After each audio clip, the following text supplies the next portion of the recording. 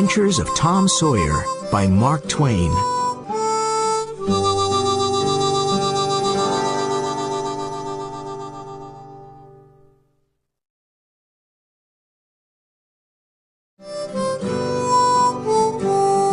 Chapter 1. Tom and the Fence. Tom? Tom? There was no answer. Where is that boy? Tom? Aunt Polly looked under the bed, but she only found the cat. Tom! She cried. Then she heard a noise behind her. A small boy ran past, and she stopped him with her hand. What are you doing, Tom? She asked. Nothing. Nothing. Look at your hand and your mouth. I told you not to eat the jam. Oh, Aunt Polly, look behind you. The old lady looked, and Tom ran away. Aunt Polly was surprised, and then she laughed. Oh, I never learn. Tom always plays tricks on me, and I never learn. I love Tom. He's my sister's child. She's dead. But it's not easy to look after him. Tomorrow is Saturday, and there's no school. But Tom must work tomorrow. He hates work, but he must do it. Tom lived in the small village of St. Petersburg with his Aunt Polly, his brother Sid, and his sister Mary. The summer evenings were long, and in the evenings, Tom liked walking around the village. One evening, he saw a big boy in front of him. The boy was a stranger. Tom was surprised because he did not see new people often. This boy had very nice, expensive clothes. He's got shoes, a new shirt, and a tie, and it's not Sunday, Tom thought. My clothes are old and ugly. Tom looked at him, and the big boy looked at Tom. Tom did not like him. Finally he said, I can beat you. Why don't you try? Said the boy. Well, I can. Said Tom. No, you can't. Yes, I can. There was silence.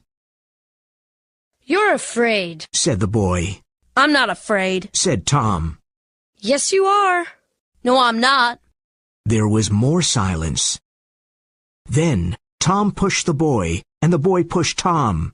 Soon they were on the ground. Tom pulled the boy's hair and hit him hard. They both fought a lot. The big boy was angry and started crying. Stop! He said. Stop! Now that will teach you something, said Tom. Tom arrived home late, and he was very dirty. When Aunt Polly saw his dirty clothes, she thought, What can I do with this boy? Well, tomorrow is Saturday, and he must work. Saturday morning was beautiful and sunny. It was summer, and the world was happy. Tom sat in front of the fence and looked at it. It was 30 yards long and 9 feet high. He was very unhappy. It's Saturday, and I must paint this long fence. All my friends will laugh at me, he thought. He put his long brush in the white paint and started painting. He stopped and looked at his work. Then he continued painting. After a few minutes, he had a great idea. He continued painting the fence. He saw his friend Ben Rogers in the street. Ben had an apple in his hand. He came to look at the fence. You're working for your aunt, said Ben. Tom said nothing. He continued painting. I'm going swimming, but you can't come with me. You're working, said Ben. Do you call this work? Asked Tom. Of course it's work. You're painting a fence, said Ben. Maybe it's work, but maybe it isn't. I like it, said Tom. I can swim every day, but I can't paint a fence every day. Ben watched Tom. He painted slowly and carefully. He often stopped and moved back from the fence. He looked at his work and smiled. Ben was suddenly interested in the fence and said, Let me paint a little, Tom. Tom thought for a moment. I'm sorry, Ben. Aunt Polly wants me to do it because I'm very good at painting. My brother Sid wanted to do it, but he's not good at painting. Oh, please, Tom. Please, can I paint? I'm good at painting, too. Here, you can have some of my apple. No, Ben, I can't. Then take all of my apple. Tom was happy, but he did not smile. He gave Ben the brush and sat down to eat the apple. Tom's other friends came by. At first they laughed at him, but soon they all wanted to paint the fence. Billy Fisher gave Tom a kite, and Johnny Miller brought him a dead rat. His other friends gave him an old knife, a cat with one eye, an old blue bottle, an old key, and other interesting things. His friends painted the fence, and Tom now had a lot of interesting things. He went back home. Aunt Polly, can I go to play now? When Aunt Polly saw the beautiful white fence, she was very happy. She gave Tom a big apple and said, Yes, go and play, but don't come home late. Chapter 2. Tom and Huck. The next day was Sunday. Tom wore his clean Sunday clothes. He hated this. Tom, Sid, and Mary always went to Sunday school on Sunday morning. But Tom was not a good student and never listened to the teacher. After Sunday school, Tom and his family went to church. This Sunday, he had a big black beetle in his pocket. When the Reverend started speaking, Tom took the black beetle out of his pocket. He put it on the floor. There was a little dog in the church. It saw the beetle and wanted to play with it. Suddenly the beetle bit the dog's nose. The little dog barked, and everyone looked at it. It jumped and ran after the black beetle. It ran all about the church, barking and making a lot of noise. The people in the church laughed silently. Their faces were red. The Reverend continued talking, but no one listened to him. Tom was happy because he had an interesting morning in church. On Monday morning, Tom did not want to get up. Get up immediately, Tom, and get ready for school. Aunt Polly cried. On his way to school, Tom met his friend Huckleberry Finn. Huck's father drank whiskey all the time and did not work. Huck had no mother and no home. He lived in the streets and did not go to school. His clothes were old and dirty. He went fishing and swimming when he wanted. Huck was happy. All the mothers of the village hated him because he was lazy and used bad language. All the children of the town liked him very much. They admired him. Hello, Huckleberry. What's that? It's a dead cat. Said Huck. What will we do with it? Asked Tom. I want to take it to the graveyard after midnight. Huck said. A dead cat can call ghosts out of their graves. Really? Asked Tom. Well, old Mrs. Hopkins told me. She's a witch, and she knows about these things. Said Huck. Can I come with you? Asked Tom. Of course. Or are you afraid of ghosts? Asked Huck. Afraid of ghosts? Of course not. Said Tom. Come and call me at my window at 11 o'clock tonight. Tom was late for school. The teacher was angry and said, Thomas Sawyer, why are you late again? Suddenly, Tom saw a new girl in the classroom. She had blue eyes and long blonde hair. She was very beautiful. Tom looked at her. He was in love. There was a free chair next to her, and Tom wanted to sit there. But how? Tom thought quickly and said, I stopped to talk to Huckleberry Finn. The teacher was very angry. You know you must never talk to that boy. The teacher took his stick and hit Tom. Now go and sit with the girls, said the teacher. The children laughed at Tom. He sat down next to the new girl. He looked at her. Then he drew a picture of a house. Let me see it. She whispered. Tom put the picture in front of her. It's nice. Draw a man, she said. Tom drew a man near the house. It was a terrible picture, but the girl liked it. You draw beautifully. I can't draw, said the girl. I can teach you after school, said Tom. Oh, thank you. What's your name? Tom asked. Becky Thatcher. I know your name. It's Tom Sawyer. That night, Tom and Sid were in bed at 9:30. Sid was soon asleep, But Tom was not. At 11 o'clock, he heard Huck meow.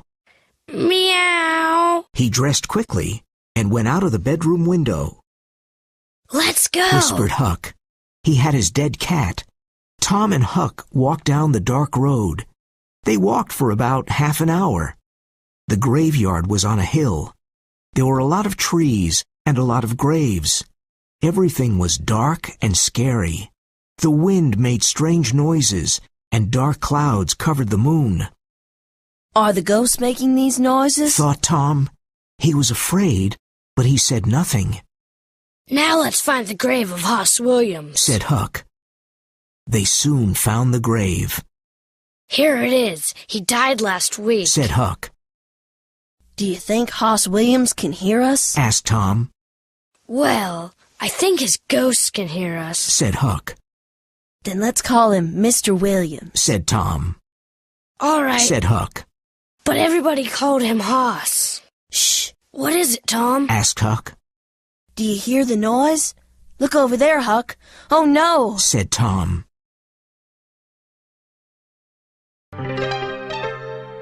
Chapter 3. The Graveyard.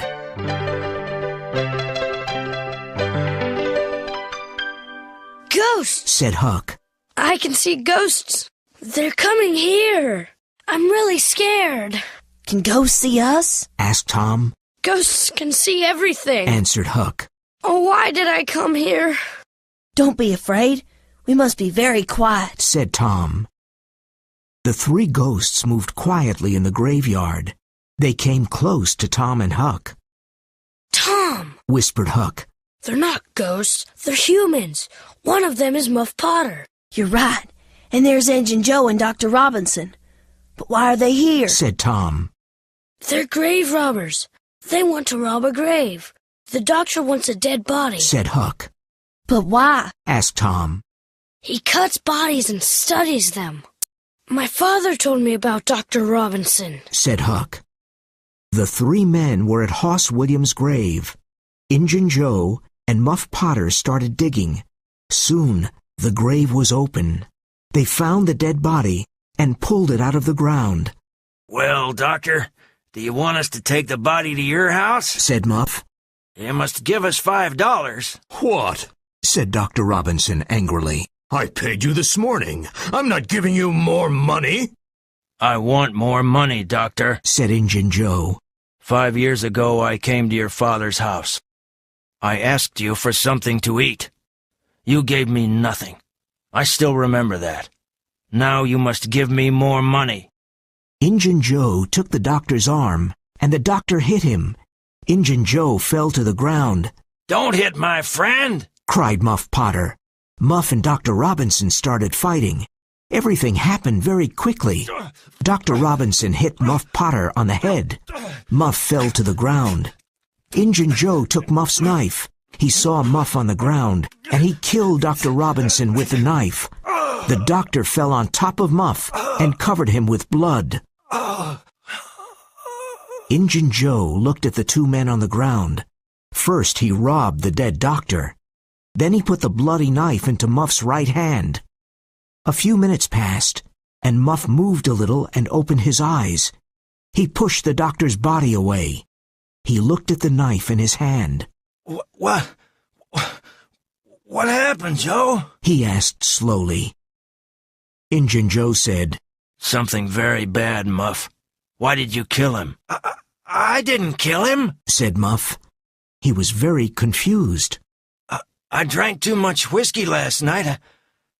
I don't remember anything. Tell me, Joe, what happened? You fought with the doctor. He hit you on the head and you fell to the ground. Then you got up, took your knife, and killed him, said Injun Joe. I don't understand, Joe. I never fight with a knife. I didn't want to kill Dr. Robinson. He was young and he had a future. Oh, this is terrible. It was the whiskey, cried Muff. Joe, don't tell anyone, please. I won't tell anyone, Muff. But now you must leave this graveyard. Quickly. Go, said Injun Joe. Thank you, Joe, said Muff. You're a friend. Muff Potter ran away, and Injun Joe watched him. Then he carefully put Muff's knife near the doctor's body and left the graveyard. Tom and Huck were terrified. It was a terrible scene. They silently moved away from the trees. Then they ran out of the graveyard and back to the village. They arrived at an old house and decided to hide there. "What are we going to do?" asked Tom. "We saw everything. Injun Joe killed the doctor." What can we do? We can't tell anyone, said Huck. Injun Joe is dangerous. I'm afraid of him. Do you want a knife in your heart? "I'm afraid of Injun Joe, too," said Tom. "You're right. We can't tell anyone about Injun Joe." Promise not to tell anyone, said Huck. "I promise," said Tom. Chapter 4. Jackson's Island.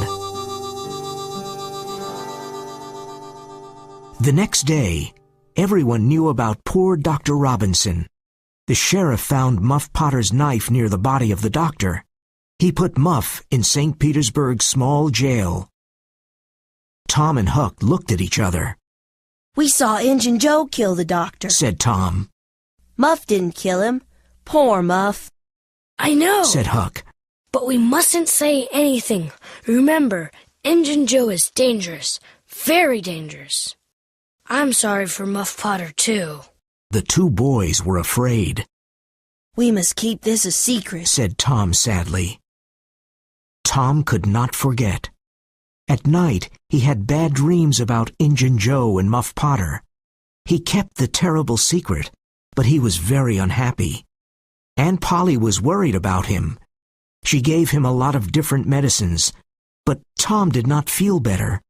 He was unhappy at school, too. Becky Thatcher didn't talk to him anymore. "No one loves me," thought Tom. "What a horrible life." It was now summer, and there was no more school. Tom and his friend Joe Harper went to sit by the Mississippi River. They fished, talked, and looked at the boats. One day, Tom said, "Let's go do something exciting." Okay, said Joe. but where can we go, and what can we do? "Let's run away. We can go and live on Jackson's Island. We can be pirates. A pirate's life is exciting," said Tom. Jackson's Island was a small island in the Mississippi River. It was about 3 miles south of St. Petersburg. No one lived on the island. "Huckleberry Finn can come with us too," said Tom. "Remember, Joe, don't tell your mother, father, or anyone about our adventure. Go home and bring some food. We'll meet here at midnight." Tom and Joe were excited. At midnight, the 3 boys met on the river. Tom brought some meat to eat. Joe brought some bread, and Huck brought a frying pan. They found a small raft, and they went down the river to Jackson's Island. When they arrived on the island, they made a fire and cooked some meat. This is fun, said Joe. "We're free, and we can do everything we want," said Tom. What do pirates do? Asked Huck. "They go on ships and take the money. Then they go to an island and hide it in a secret place," said Tom. The 3 boys were happy and slept under the stars. The next morning, they went swimming in the river. Then they went fishing. They cooked the fish on the fire and ate it. It was delicious. After breakfast, they walked around the island and went swimming again. In the afternoon, they sat around the fire and ate some meat. Suddenly, Tom said, "Can you hear a strange noise? Listen." What is it? asked Joe. Let's go and see, said Huck. They ran to the river. They saw a steamboat and a lot of small boats near it, Every boat from St. Petersburg is out on the river, said Joe. What's happening? They're looking for a dead body. Said Huck. The same thing happened last summer when Bill Turner fell into the river and drowned. Who are they looking for this time? Asked Joe. Tom thought for a moment and said, "I know. It's us. They think we drowned." The 3 boys felt like heroes and laughed. "The people of St. Petersburg are looking for us. They're talking about us. We're famous, said Tom happily. This was an exciting adventure for Tom, Huck, and Joe. They felt like real pirates on Jackson's Island. The boats and the steamboat went away. The boys went fishing again and had fish for dinner. Then they slept under the stars. But Tom could not sleep. The next morning, he wasn't there. Where's Tom? Asked Joe. I don't know, Said Huck. After a few minutes, Huck said, Look, Tom's swimming in the river. He's coming to the island. Tom told him his story. Last night I couldn't sleep. I thought about Aunt Polly. So I went home, but no one saw me. I saw Aunt Polly and your mother, Joe. Poor Aunt Polly cried a lot. And your mother was very sad, too. Everyone thinks we're dead. I heard some interesting things. What did you hear? Asked Huck. Well, there will be a funeral for us on Sunday at the church, Said Tom. Huck and Joe looked at him with big eyes. And now I have a great idea. Listen. Tom told Huck and Joe his great idea. They liked it and laughed. Sunday was the day of the funeral. There were no happy faces in St. Petersburg. Everyone in the village was in the small church. Aunt Polly, Sid, Mary, and Joe Harper's family were all dressed in black. The Reverend said many kind words about the three boys. The boys' families cried and cried. Becky Thatcher cried. Everyone cried a lot. Suddenly there was a noise at the church door. The Reverend looked up and stopped speaking. Everyone in the church turned around and looked. Their mouths opened. The three dead boys slowly walked into the church. Tom was first, then Joe, and then Huck. There was great silence for a moment. Then Aunt Polly, Mary, and Joe's mother ran to the boys. They kissed Tom and Joe. Aunt Polly cried, and then she laughed. Poor Huck did not know what to do. No one kissed him. He started moving away, but Tom stopped him. Aunt Polly, it's not right. Somebody must be happy to see Huck, Said Tom. Oh, you're right, Tom, Cried Aunt Polly, and she kissed Huck. Tom was very proud of his great idea. Then the Reverend said, Let us sing and be happy. Everybody sang and laughed. It was a very happy day.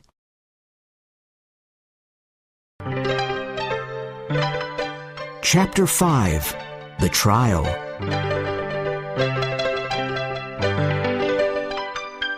Some weeks later, it was time for Muff Potter's trial. Everyone in the village talked about it. Tom and Huck were worried. Huck, did you tell anyone about that? Asked Tom. About what? Answered Huck. You know what, Said Tom. Oh, of course not. Said Huck. Poor old Muff. I'm very sorry for him. People say he's a killer, but it's not true. And they'll hang him, Said Tom. I'm sorry for Muff, too. But we can't tell anyone about Injun Joe. Said Huck. Poor Muff is a kind man. Once he gave me half a fish. And once he helped me with my kite. Said Tom. I want to help him. Let's go to the jail and take him something to eat. Said Huck. They went to the small jail, and they saw Muff. He was happy to see them. No one remembers old Muff anymore, but you're my friends and you'll remember me. Thank you, boys, Said Muff, smiling. Now Tom felt terrible. He was worried about the trial. He could not sleep at night. Everyone in the village went to Muff Potter's trial. Muff looked old, tired, and unhappy. Injun Joe was at the trial, too. During the trial, there were many questions and answers. All the answers were against old Muff. Then the lawyer said, Call Thomas Sawyer. Everyone was surprised and looked at Tom. Why did the lawyer call Tom Sawyer? Thomas Sawyer, where were you on June 17th at midnight? Tom looked quickly at Injun Joe. He waited a few moments and then said, I was in the graveyard. Were you near Hoss Williams' grave? Asked the lawyer. Yes, sir. Said Tom. Why were you there? asked the lawyer. I went there to see ghosts with a dead cat. Everyone laughed.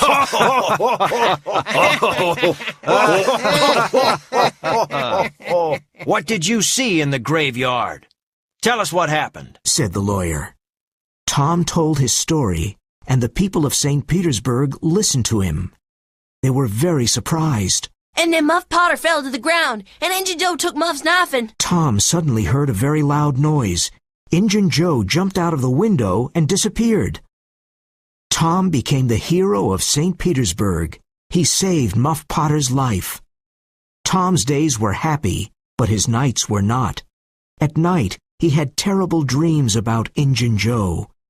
The days passed, and no one could find Injun Joe.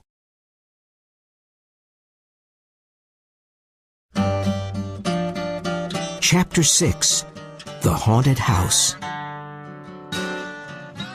Every young boy wants to find a treasure, and Tom did too. One hot summer day, he told Huck about his idea. Where can we look for a treasure? Asked Huck happily. Robbers put treasure under old trees or in old houses. We can start digging under the old tree on Cardiff Hill. Come on, let's go. The boys went to Cardiff Hill and started digging. It was a hot day, and they dug for a few hours. There's nothing under this tree, said Huck. I'm hot and tired, said Tom. Let's go to the haunted house. Nobody lives there. But haunted houses have ghosts, said Huck. Ghosts only come out at night. It's daytime now, said Tom. Well, all right, said Huck. They went to the haunted house. It was an old, lonely place. There was silence all around. They were both afraid of this strange place. They entered quietly and looked around. Everything was old and broken. No one lived there. They looked in all the rooms downstairs and upstairs. But there was no treasure, and there were no ghosts. Tom and Huck were upstairs. Shh, said Tom. What is it? Do you hear ghosts? Whispered Huck. No, don't move, said Tom. Let's sit down on the floor. There were holes in the floor, and they could see the rooms downstairs. Oh no, whispered Tom. There are two men downstairs. One was an old Spanish man with long white hair and a big hat. The other man was small and wore dirty clothes. Let's listen to them, whispered Tom. The two men sat on the floor. It's hot in here, and I'm tired, said the old Spanish man. When the boys heard his voice, they were terrified. That's Injun Joe, whispered Huck. The boys' faces became white. What are we going to do with the $650 in silver coins? That was a good robbery, said the small, dirty man. Let's take about $30 with us now and hide the bag here. We can come back to get it soon, said Injun Joe. The small, dirty man moved a big stone in the fireplace and pulled out a bag. He took some money from the bag. Injun Joe started digging near the fireplace with his knife. Tom and Huck watched with excitement. There was a real treasure downstairs. $600 was a wonderful treasure for two young boys. Suddenly, Injun Joe stopped digging. There's something here. I think it's a box, he said. He found an old box and opened it. It's money, cried Injun Joe. Look, there are lots of gold coins. The two men looked at the coins and smiled. The box was full of gold coins. Tom and Huck smiled too. This is the treasure of the old Merle family. Now, it's ours, said Injun Joe. Where can we hide this gold? Asked the small man. Can we put it back under the stone? Yes, said Injun Joe. No. The stone isn't a good place. Someone may find it. Let's put it under the cross tonight.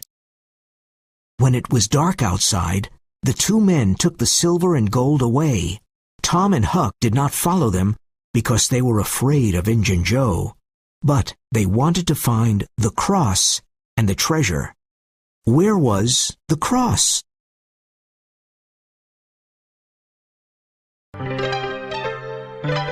Chapter 7, McDougal's Cave.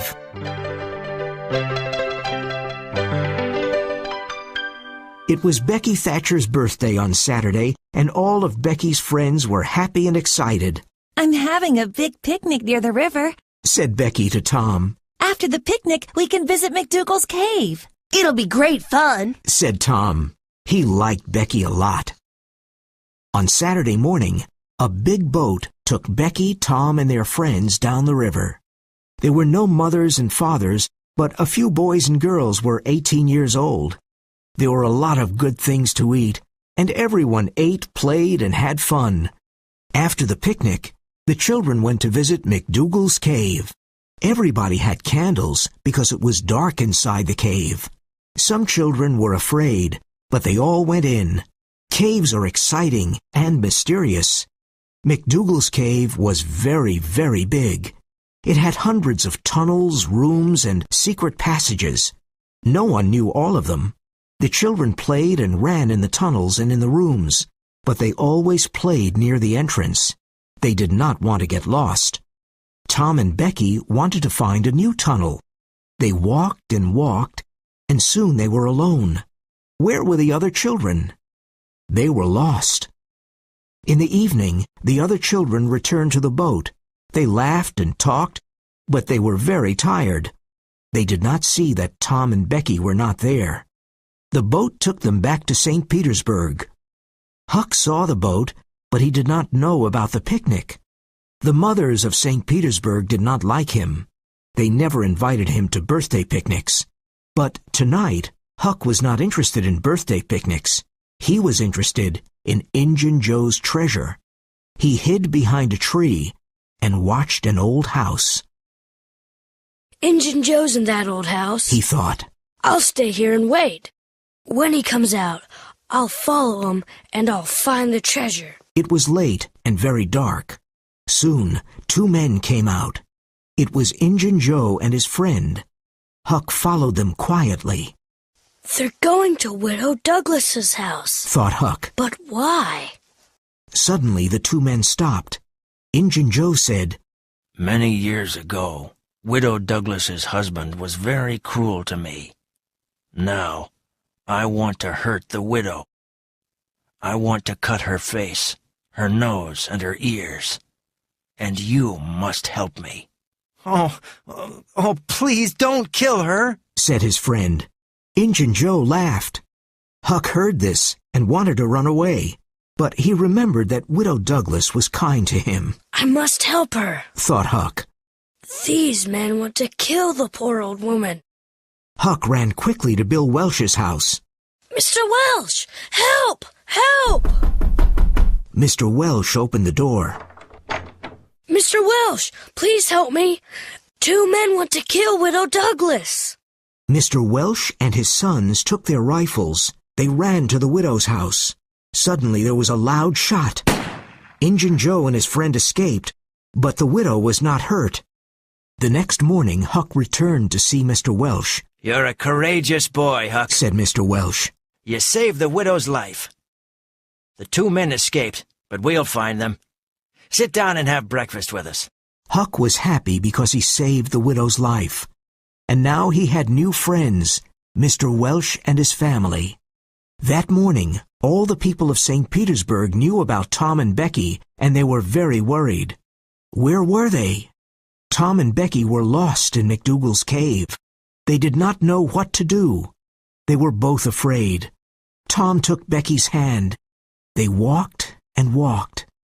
Tom wanted to find the entrance of the cave, but he couldn't.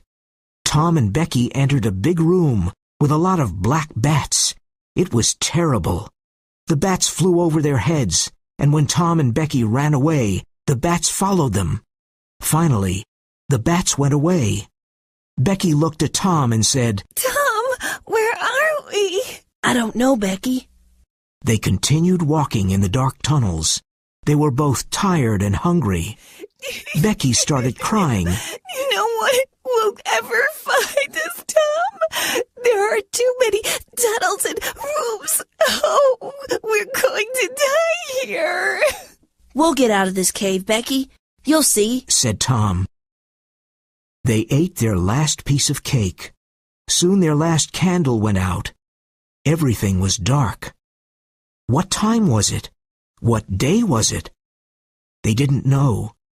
They were tired and slept. When they woke up, they were very hungry. Suddenly, Tom heard a noise. Listen, Becky. Did you hear a noise? Someone is looking for us. Becky looked at Tom and smiled. I'm going to see. You stay here, Becky, said Tom.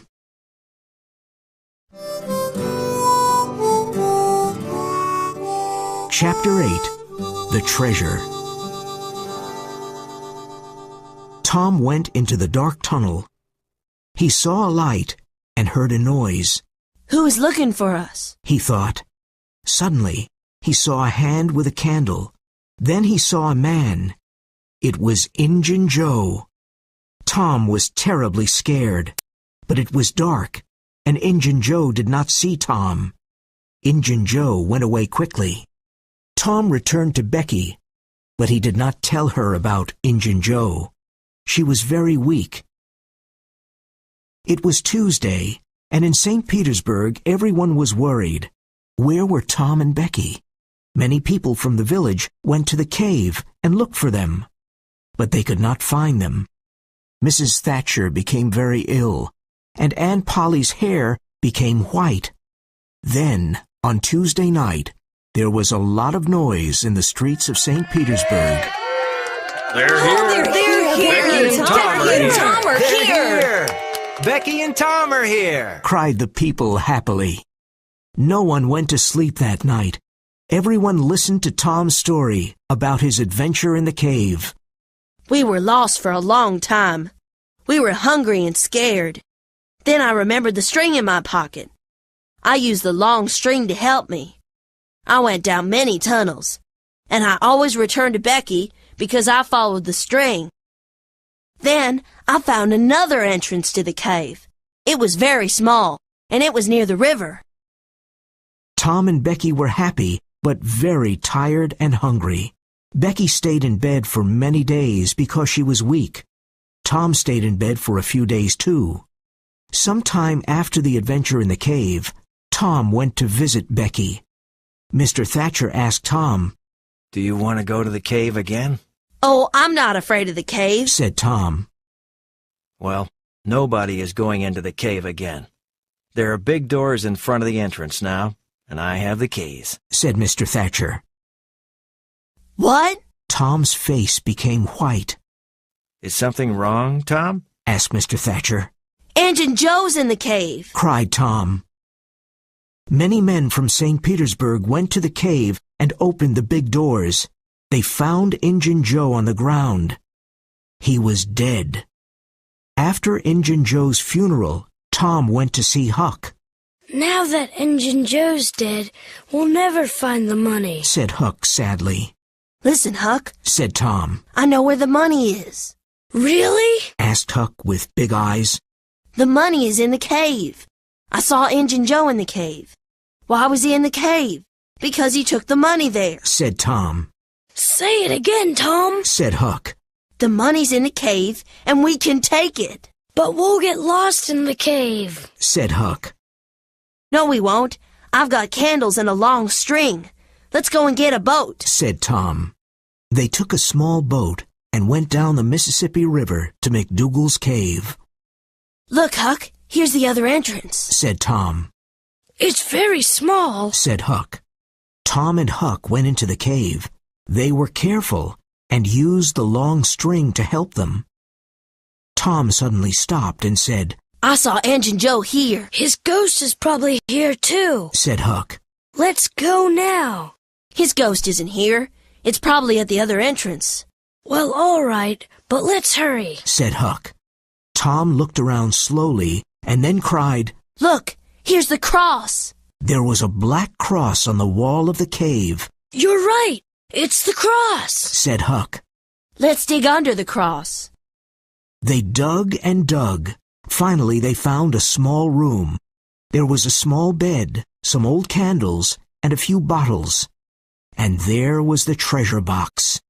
They opened it and saw the gold and silver coins. We're rich, Tom. We're rich. cried Huck. This is wonderful. I always knew it, Said Tom. Now let's take our treasure and leave. They followed the long string and were soon out of the cave. The two boys took their treasure to Aunt Polly's house. A lot of people in St. Petersburg saw the boys and the treasure. They followed them to Aunt Polly's house. Aunt Polly was surprised to see the boys and all the people. Tom, what's in that old box? She asked. Tom opened the treasure box. Everyone was amazed. They looked at all the silver and gold coins. There was $12,000. Tom told his long story about Injun Joe and the treasure. It was a great story, and the people listened with their eyes wide open. Now Tom and Huck were rich and famous in St. Petersburg.